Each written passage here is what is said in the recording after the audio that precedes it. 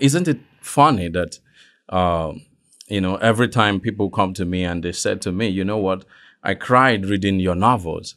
And I say to them, tongue in cheek, but it's written there that it is a work of fiction. These guys do not exist.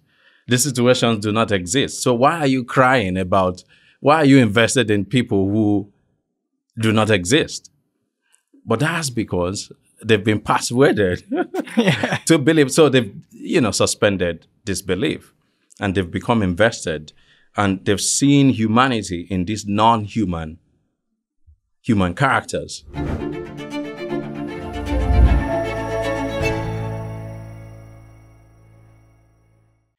I learned of Chigozie Obioma from Dutton Carney, who teaches English here at the college. We have a whacking big, great English department, and once in a while Dutton comes to see me, and he's always got something to teach me. And this episode was, you have to know about Chigozie Obioma. And he says he's a Nigerian writer and one of the greatest novelists in the world. He's been a finalist twice for the Booker Prize, which is a big deal. And his novels are very powerful. And he said, I want to get him here, and I want you to help me. And so he did, and I did. And then he got here, and I met him. So now he has to come all the time. He's a colleague. And I think you're going to enjoy him and learn, as I will do, I hope. Chigozie, you come from Nigeria, and you're a member of the Igbo tribe. Tell us about that. Well, again, it's a pleasure to be back. The last time I was here, it was all empty, and it was just the deers and the coyotes. Mm-hmm. But everyone seems to be here at this time. So I'm from Nigeria, from the eastern part of the country. It's an interesting thing to, I don't speak very much about tribes or anything like that, but my part of the country is actually very large enough to constitute a country of its own. But the funny thing about modern African countries is that they are often a collage, if you could say a montage of different principalities. So if you think of the Igbo people who occupy the east of Nigeria, they are about 45 to 50 million in population. That's the population of all of the Scandinavian countries put together, and some. So yeah, that's where I'm from. But I grew up in the west of the country. So right now, I think Nigeria is about 200 million people and projected to grow exponentially, of course. But I grew up in the west, and for a very long time, actually, I couldn't speak Igbo. I spoke Yoruba and English, of course, which are the Yoruba is the language spoken in the west, and English is the national language of Nigeria because it's a product of British colonialism. But at a certain period in our life with my siblings, my dad became very frustrated. He said, okay, I'm raising these children in the West, but they're from this part of the country. They have to also embody this identity. So he banned the speaking of Yoruba language in the house. So you couldn't speak it. So we were forced to learn our language, which I like to say that I speak well now. Mm. And it's relevant that you come from this tribe because your second novel, which is the one I know best, it's called An Orchestra of Minorities, and it's very powerful. I mentioned that to our listeners because I urge you to read it, although you might cry at the end. The narrator is a figure in Igbo, you say Igbo, yes, cosmology. Explain that. The American spelling is Igbo, but it's Igbo. Yeah. I went to grad school at the University of Michigan in Ann Arbor, and it was, I remember very vividly, I took a class with a professor called Linda Gregerson. Actually, she's been here before.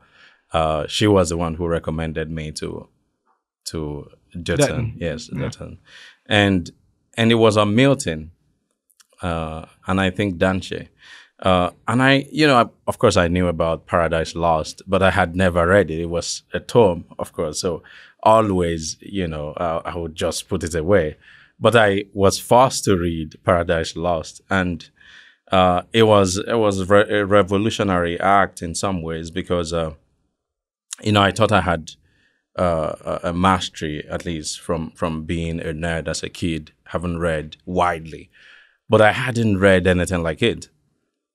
And I thought to myself, if you look at all the entities, ethnic groups across Africa, especially in Nigeria, which is the largest country in Africa, we have a lot of cosmologies. Some of them I've studied some of them. They are actually very sophisticated in their belief system. And the Igbo one is one of such. But there's no fiction, there's no literature that has, in some ways, instantiated these cosmologies. And I was like, you know what? I want to do something like this. Because Paradise Lost is really a cosmological poem, not a novel, about Judeo-Christian cosmology, the idea of the first man and the fall of man, really. And of course, Satan is a very eloquent character for some reason, Milton makes him probably the most eloquent in the poem.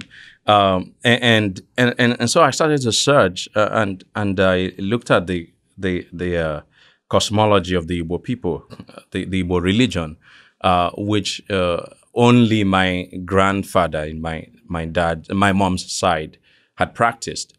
Every other person had converted to Christianity, before I was even born. So I began to do some research, and I discovered that the Chi was a very fascinating figure because it is believed to be a kind of locus of being, the very central. And in fact, the Igbos believe that birth and coming into existence is futile until an ancestor has decided to come back to life. Mm. So we believe in reincarnation, basically, is what it means. Growing up, I was often called my uncle, my mom's uncle. So that's because the ancestor came back in form of a chi. So I was like, okay, I'm going to write about that. I'm going to investigate more and see what I can do with it. And, the more I thought about it, the more daunting the enterprise seemed until I went to Cyprus for school, the north of Cyprus. And I witnessed firsthand a guy like Chinonso in the novel. So there was this, long story short, thing that Nigerians were doing, kind of a Ponzi scheme, where you have fake agents who contrive to deceive people, come to Cyprus. This is like America or somewhere in Western Europe.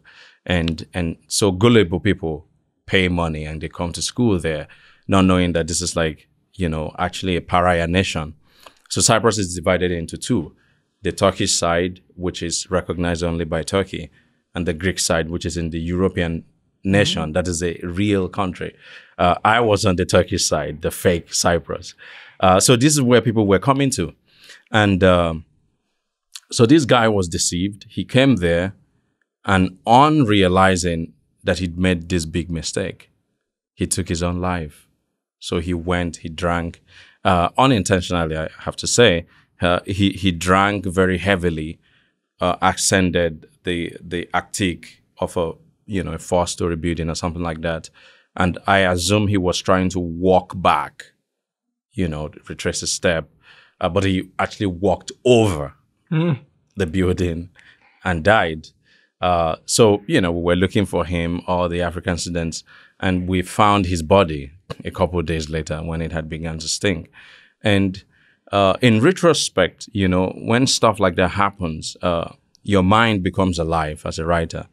So I remember one thing he had mentioned to me in passing, which was that he had come to Cyprus because he wanted to make money very quickly.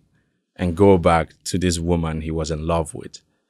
And the story just came from there. Well, I urge everybody to read this book, and it'll move you and elevate you and crush you, probably. Did me.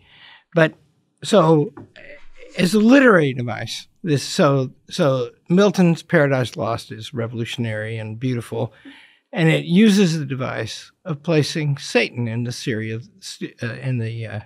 center of the story.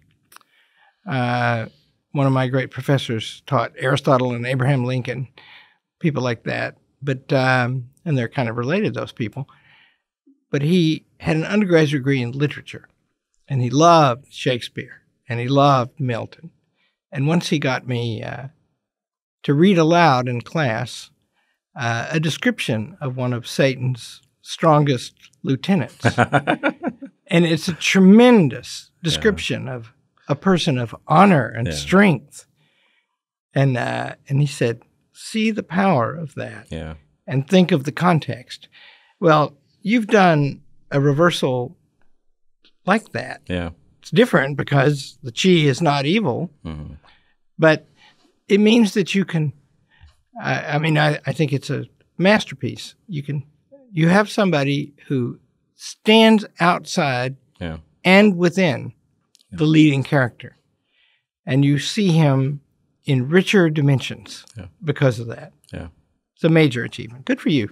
And I can say something to that, actually, because, that is, you get to the heart of what I was trying to do. But also, very early on in my career, I had this weird thought about the novel. I write primarily the novel. I believe, and I could be wrong or I could be biased, but I believe that the novel is the most powerful form of art than painting, for several reasons, which, it would be something for another podcast. But I also believe, partly because the word novel means new. Yeah. So each time you engage with the form, it should renew itself. If not, it will atrophy. It will die at some point. And I see it. I said to myself, if I'm going to ever write a novel, it has to bring something new to the and I'm not talking about eschewing plot or what some postmodernist writers do. I don't believe that. I think that a novel primarily is storytelling, so you should tell a story. But there are a lot of things that you can do with form, and which was what I wanted to do there, and even in The Fisherman and the new novel that comes out next year. So the chi, as a narrator, breaks all boundaries of perspective. So it's a first-person narrator which tells its own story. So the chi is making a case for itself. It wants to be able to come back, to reincarnate. If it's deemed, because it's telling the story before this jury, or this body of unseen jury, if it's deemed to be maybe ineffective, then maybe it will be condemned to non-existence. So while telling the story of Chinonso, it's trying to absolve itself. So it's a first-person narrator. It also addresses this jury from time to time. So it's a second-person narrator as well. At the same time, it's an omniscient narrator, a third-person narrator who is telling the story of a third person, Chinonso. It's subject. So in some ways, I think this is one of the reasons why the novel, gained all, whatever attention it gained, because it was a major risk that I took. Generally, you stick with one of those perspectives, but it does all three at the same time. Awesome. So I do want to say a word about this discussion of the novel. Aristotle writes that poetry is more powerful than history. And I've thought about that for many years. I'm a historian in part, and I have an opinion. I'll ask you whether you agree with it. Nobody ever sees a war. What historians do is they take everybody's recollection of the war and they paint a picture that none of them could have painted. But now you're writing about a war. And you can write about an imaginary war. And that means you can arrange its parts better to exemplify the essence of war than any real instance could do. Is that what you're trying to do? No. Bang. Well, I'm writing about an actual war for several reasons. So as I said, I grew up in the west of Nigeria, and the first time that I ever went back to the east was 1993. I remember very vividly because there had been a kind of a political crisis. So someone had won an election, and then, for several years growing up, Nigeria was led by actual dictators.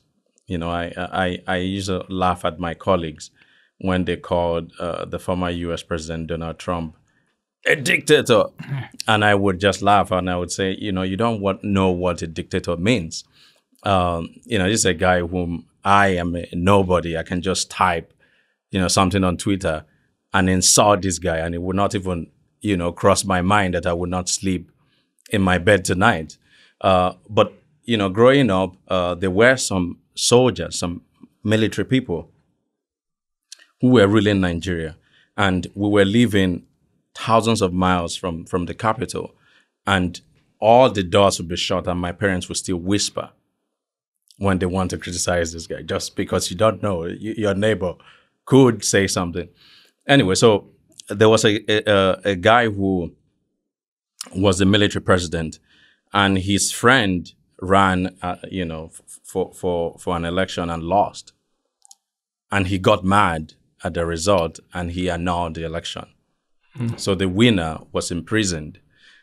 So everyone feared that, the country was going to dissolve into some kind of major conflict, but it didn't pan out. So my dad moved us back to the east as where he's from. And on getting there, I noticed something. I was, for some reason, a very perceptive kid. I could, observe things. And there were a lot of people who were disabled and maimed in one way or the other. And just a lot of people. And I hadn't seen such a number of blind, one hand, one amputated limb. And I remember asking my mom, I'm like, why is this boy or why is this woman with this kind of, in this kind of shape? And she said to me tersely, it was the war. That was the answer. And she didn't want to obviously be bothered to explain. So it would take me a long time, but I never forgot that. And, as the years passed, I realized there would be some offhanded reference made to a particular war. That in 1967, 7 years after independence, Nigeria actually dissolved into a war, after the British left. And there were some people, some of them were Marxist. They just thought, there's too much corruption here. Communism was happening in USSR at the time, and they thought, we could split the country and have a confederation of some kind, like the USSR. And they carried out a revolution, which went very badly, and was seen as one-sided because a lot of people from the north were killed, rather than from the east and other parts of the country. So there was a reprisal attack against the Igbos in the north. They were basically wiped out, And so all the people from the east ran back to the east and declared themselves no longer part of Nigeria. So a war broke out. It was expected to last for a week or two, but it lasted for nearly 3 years. And the scale of that war was so massive that close to 1.5 million people died. It was a terrible thing. So So and it affected my family very well. I have an uncle who nobody is unaccounted for. He never came back. He joined the Biafran soldiers. My dad was only a week or two from joining. He was only 15, when the war ended. But I've decided to write about it for a long time. It's the one book I've always wanted to write. But again, how do you tell the story in a new way, in a fresh way? And I found it, again, going back to my mom, who hates to talk about the war, just like every other person who witnessed, aspects of it. And I asked her, I'm like, you know what, whether you like it or not, I'm going to write this novel about the Biafran War. And she was like, okay, if you want to do that, go ahead. But remember something, those who often tell the story of a thing like a war, like, of conflict, are usually the living. But what is the purpose of war? It's basically to kill. So the product of war is death. But the dead never speak about it because they can't. So she's like, this is why I don't like to talk about it. So if you are going to write a novel about a war, then make sure that all voices are heard. And I was like, oh my goodness, that is it. So the basic premise of the novel, The Road to the Country, is that the story is told by both the living and the dead. Oh, goodness. See, that's... while you disagree with my point about the nature of poetry and war, you just made it. No, I don't disagree, but that's not what I'm doing. No, but you did, because it's just like this, you've taken something you've seen. Yes. Poetry is interesting. I'm no poet, and I'm no scholar of poetry. I just have all these around me, and they teach me. It always starts with particulars. Yes. Something you see. But then the imagination of the poet turns it into a truth. Yes. An abstract, abiding, universal truth.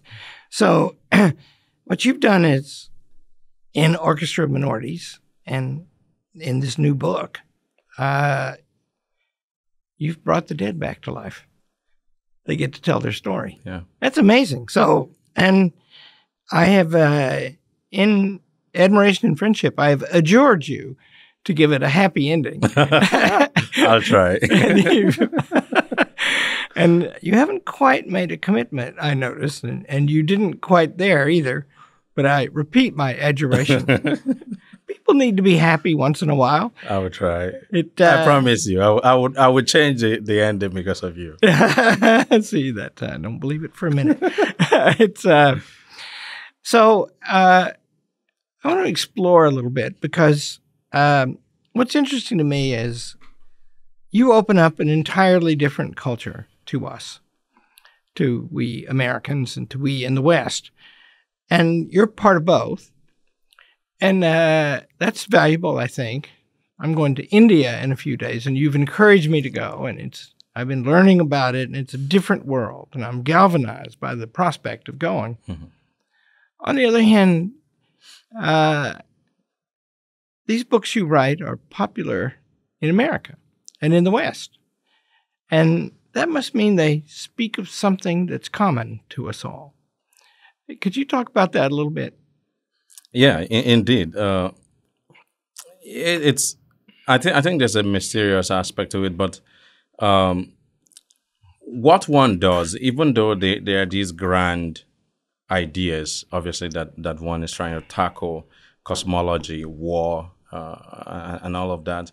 But my story, I believe that fiction is really about relationships, and in fact, connections and disconnections. When I teach my course, creative writing course here, I tell the students that it's a lot of things, but at the granular level, it's that.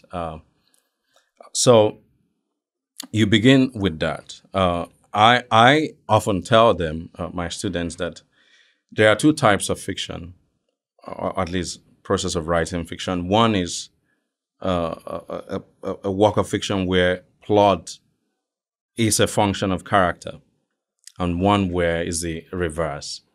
Character is a function of plot. I prefer the former because I think that plot usually is inconsequential when you're starting. You think about people.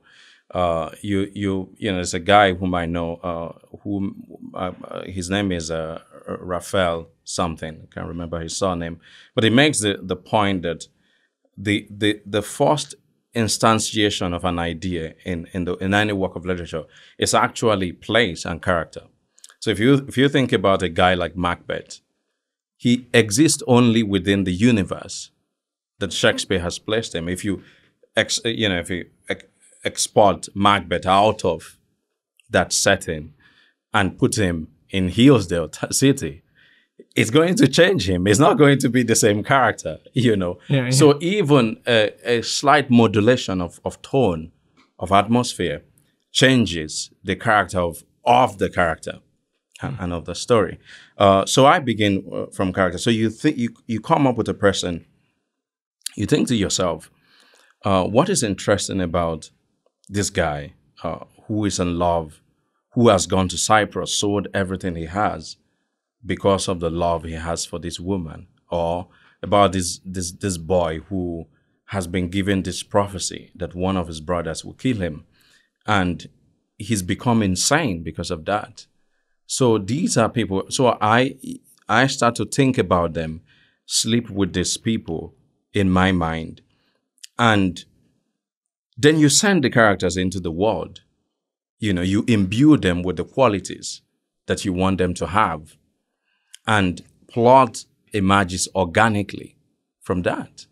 It's like setting something into motion and just let it go. And, so I don't really worry about plot. It emerges organically once you have a perfect image of character. So, I think I may have gone on a tangent, but I hope I'm answering your question. Very. Yes. Let me first of all imagine Macbeth in Hillsdale. It's getting dark here early. I'm walking home. There are these three witches. Yes. They appear out of nowhere. They tell me that I could be the ruler of the universe. And the next thing you know, I kill somebody, and then I get killed by Macduff. Yeah. Except since I know the plot, I might not react that way. Yes. It's a 4-1 in. Yeah. I mean, that's so. Here's the thing. I mean, in the Orchestra of Minorities, in Macbeth, for a time in both of those works of fiction, the protagonist is a wholly worthy character. And so you subject them to things, and Shakespeare does, that show something else in them. What you're saying is, it's not the plot that makes them. Yeah.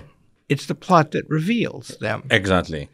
And that means you saw that in them, in your mind, as Shakespeare did. Yes. And that so I love that word. I remember there's an interview I gave in some newspaper sometime that came out as the title, Fiction as Revelation, something like that.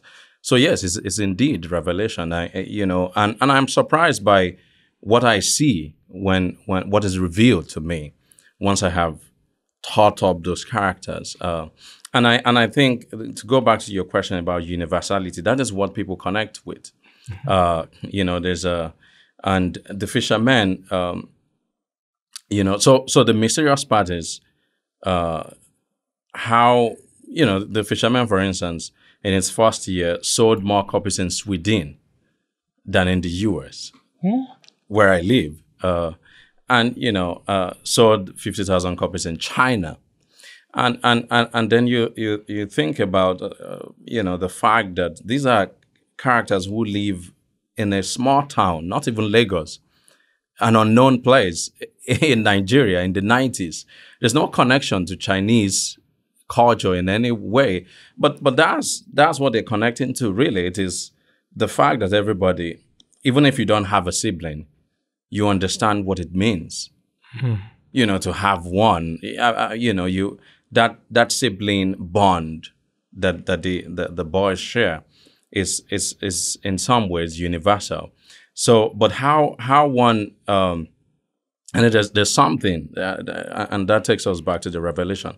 There's something that is revealed to them through the connection, through the relationships, that the brothers have, or that Chinonso has with his, with his girlfriend in An Orchestra of Minorities, that moves people, and so I just create this character and these situations, and then the reader takes it from there, I think.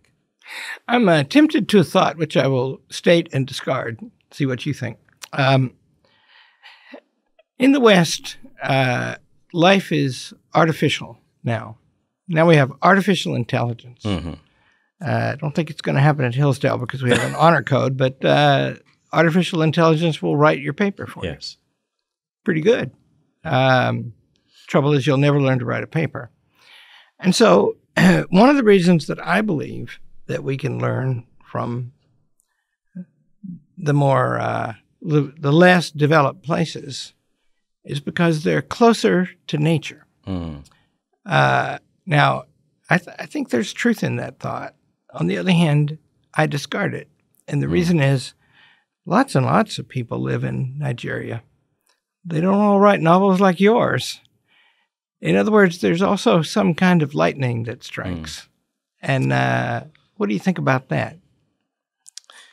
So the question you're asking is, how does one, is there such a thing as talent? Yeah. The honest truth is, I'll go back to something that someone sent to me. The first agent I queried from out of New York, he said to me, this was 2011, I was very young, maybe 23, something like that. And I had sent him the first draft of The Fisherman. And, I quote, I have come to understand, he said, that no matter how much you work at something, you either have it or you don't. Just paraphrasing.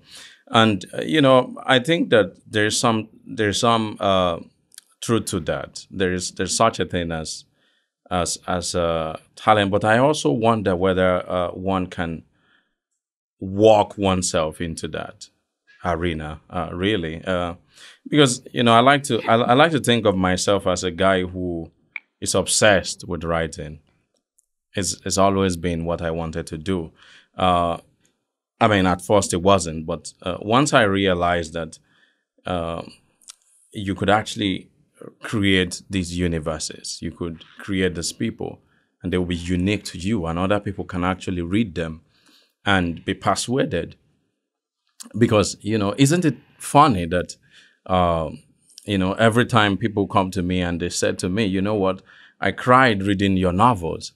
And I say to them, tongue in cheek, but it's written there that it is a work of fiction. These guys do not exist. These situations do not exist. So why are you crying about, why are you invested in people who do not exist? But that's because they've been persuaded to believe. So they've, suspended disbelief, and they've become invested, and they've seen humanity in these non-human characters. So that's a paradox there. So in creating stuff like that, I feel like you need a lot of hard work. And so I don't know what the answer is. Maybe there's talent. I think that there, to some extent, there might be, because I've seen a lot of people who have strived, and just didn't get there. But, I'm not sure. Hey, it's Scott Bertram, and I want to tell you about something new from Hillsdale College. It's the Hillsdale College Podcast Network. If you want to come close to stepping inside a Hillsdale College classroom, well, the Hillsdale College Podcast Network is for you. Get informed and get entertained at podcast.hillsdale.edu. I've been thinking about this in the context of India a lot, and I had to produce a statement. I'm going to be interviewed by the Times of India. Oh, okay. Yeah, the biggest English language, blah, blah, blah. Yeah. And what is your education philosophy? And I wrote that I don't have one, but I know some great people who do, and I read them some Aristotle. And then I said, I have some observations, and one of them is this. India is very different from us. But in the end, it has to be the same, doesn't it? We all being human. Yeah. And if you see things, if you can understand things that abide, like the love and the tragedy in your novels, those are reflections of things that everybody experiences. But they have to, so the point is, yeah, it's good to look at it from a different point of view, but the it stays the same, surely. And the essence of the thing. Yeah. Yeah, of course. I mean, as you said earlier, it's very funny. So there's often a debate in Nigeria, but I think I suspect across Africa and post-colonial countries like India, at least I'm privy to the one in India, about is it a good thing that colonialism happened or not? And, you know, there's always in fact, the English language is a question that people often ask me. Okay, you're African, you speak two Nigerian languages. Why do you write in English? As a British language, as European. And it's always very funny to contemplate a question like that, because why not? I mean, if you think about it, so, okay, roughly about 50 million people speak Igbo. Let's say that I can write in it as proficiently as I can in the English language. But you think of the number of people who know English, who can access your work in English. It's like perhaps 2 billion people, something like that. So why write to 50 million people? It does not make sense. So, you know, it's a work of art that you want to reach as much of a wide audience as possible, because you're writing about humanity. Indeed, you know, again, it has to be set within a constrained universe, because we as human beings, anyway, we negotiate life by a kind of narrowing in of things. You know, Aldous Huxley, I think, called a certain framework through which we view things, I think restricting agents or something like that, whereby, you know, because the impressions you get in any single second as a human being is like millions and millions and millions. Your mind cannot process it. You go mad. So you narrow things down until it's narrow enough that you can then focus on something. So yes, of course, I will write about a particular small town in Nigeria. But that doesn't mean that I'm not talking about humanity at large. It is, as you said, the it is the same in China as it is in Akure. It's the same in Hillsdale. I know it because I've lived the experience. So those questions are, you know, mostly to me, more of like ideological show-off than what is logical. And I as a more of a pragmatic person rather than an ideological one, of course I would write in English. In fact, if I didn't, let's suppose I didn't know English, I would strive to know that language that can open the world up to me. So some of those questions, to me, they are not even questions that should be asked. But, you know, it's what I remember being asked this at a literary event in South Africa. And, you know, I got pilloried by certain, you know, ideological people who were there. Oh, no, you should talk about writing in African languages. And I'm like, even my dad would not be able to read that. So what do I gain from writing in Igbo, a language that even my family members can, I mean, they can speak it, but everybody goes to school in English. So the stupidity of that, just for me to be able to claim, oh, you know what, I'm resisting a particular thing, to me, it's not pragmatic. In the classic works, human beings are marked out by the fact that they use language. It's an essentially human characteristic. And it's Huxley, that's very good. You quote Huxley. We live in a restricted universe. Huxley invented a brave new world. Yes. And we see our world, we see worlds, we see world in a different way. But if it was simply unrecognizable, it wouldn't mean anything to us. So that's it seems to me that I wrote this thing for India about my education philosophy, mostly to say I don't have one, but I know some people who did. And I quote a couple of classic authors. But then I said, remember, it's very different. I'm learning about India. Wow, is it different? On the other hand, we're humans. Yeah. We must have something in common. Yeah. And I'm going there in part to see about them and in part to see what human looks like after I've seen them. And eat a lot of curries. Yeah, eat a lot of curries. Yeah. So I'm going to pay you an elaborate compliment now. Perfect opening. First of all, I'm an old man now, so I get to give accounts of things that I don't even understand. But I don't think that you create, you personally, as much as you see, because there are rules. Yes. And you have to obey them. So, for example, I urge people to read Orchestra of Minorities. In the middle, it is beautiful. The love story is just sublime. Poor boy, rich woman, both beautiful human beings. And you can't have the tragedy at the end without the beauty in the middle. Yeah. And what you saw was a flaw, not a flaw in the young man, sure, but a flaw in the way of things. Yes. And it played out. You see, in other words, you showed us something real. And that's why we can see it. We can't see it as well as you can, except when you explain it to us. Yeah. That's what I think. I think that you have the eyes to see. And as they say, I want you to see more happy things. The funny thing is that I'm a very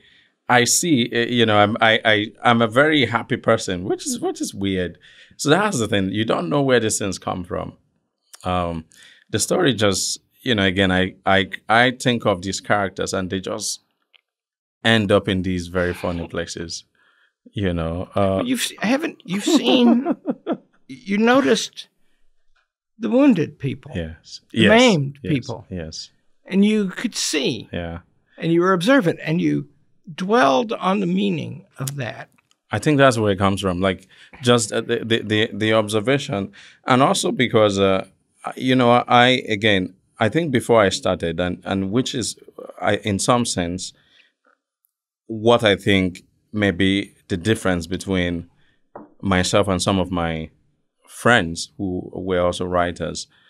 I think that I had a kind of a map of where I wanted to go and what I wanted to do with the form on starting. And I defined for myself what I think a good book is, a bad novel is, and a great novel is. And what I think is that a great novel ceases to be about something and becomes the thing. So there's an act of transformation there. So it's like, a couple weeks ago or months ago. But just to interrupt. Yeah. That means you didn't make it. It means you saw it. Again, the revelation. That's it. So a couple weeks ago, I came by this music, this song that my parents used to sing, but especially my granny. It's an ancient song of lamentation in Igbo. And, I never knew that anyone could put it up on YouTube. And, by serendipity, I saw it. And the moment I listened to that song, I was immediately sad. It's like Samuel Baba's Adagio for strings, I think it's called. So you cannot say that is a song about sadness. It is sadness itself. So if you think of, let's say that there's a nuclear explosion of some kind, and the world is no longer, and in fact nobody who can understand what the woman is singing in the music, but there's a radio playing that tune. Because of the presence of that radio, everything else is gone from the world. Sadness will remain in the world. Mm-hmm. So for me, that is what I conceptualized early on as what a great work of art, especially a novel, should be. It should become at some point the thing. And I think that is why, that's how you're able to create that emotional impact, that becomes, by accretion, very strong by the end of the book. And the reason I don't condemn you for crushing me is that the crushing requires also elevation.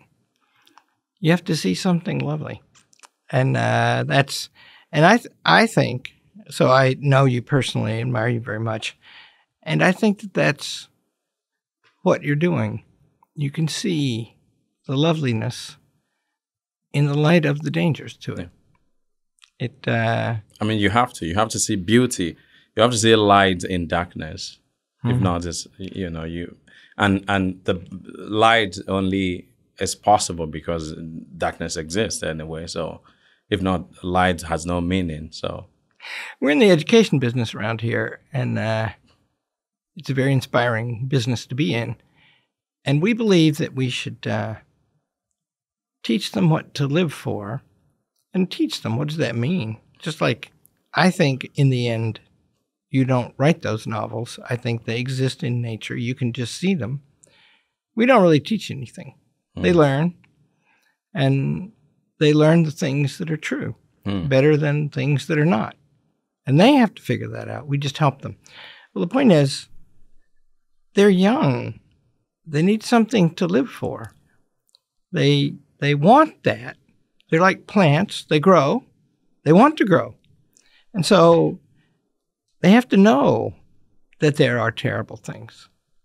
But they'd never understand them if they didn't know there were beautiful things. Yeah. So I encourage everyone to read your novels. I want to promise our audience and compel you that when the new book comes out, which will doubtless be a tour de force, we will meet and talk about that book again. Thank you. Thank you very much.